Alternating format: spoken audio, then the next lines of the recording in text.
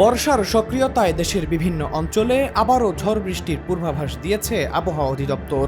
উপকূল সহ ৮টি জেলার উপর দিয়ে ঘন্টায় ৬০ কিলোমিটার বেগে ঝড়ো হাওয়া বয়ে যেতে পারে বলে সতর্ক করা হয়েছে। এ কারণে সংশ্লিষ্ট নদীবন্দরগুলোকে দেখাতে বলা হয়েছে ১ নং নৌ হুঁশিয়ারি সংকেত।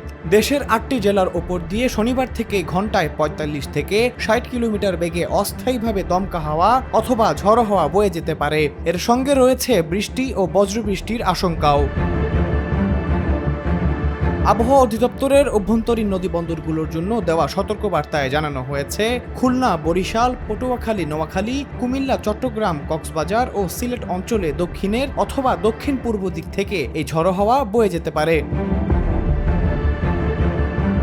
বৈরী আবহাওয়ার সম্ভাবনার কারণে এসব এলাকার নদীবন্দরগুলোকে ১ নং নৌ হুঁশিয়ারি সংকেত দেখাতে বলা হয়েছে। একই সঙ্গে প্রয়োজন ছাড়া ঝুঁকিপূর্ণ নৌপথে যাতায়াত না করার পাশাপাশি নদীতে চলাচলকারী নৌযানকে সর্বোচ্চ সতর্কতা মেনে চলার আহ্বান জানিয়েছেন সংশ্লিষ্টরা।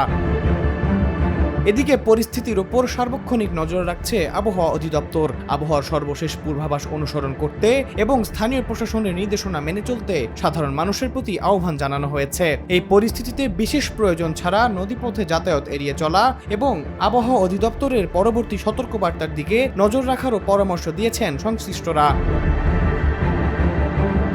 আহমদ ইমতিয়াজ, নিরপেক্ষ। নিরপেক্ষ, সত্য প্রকাশে আপোষহীন।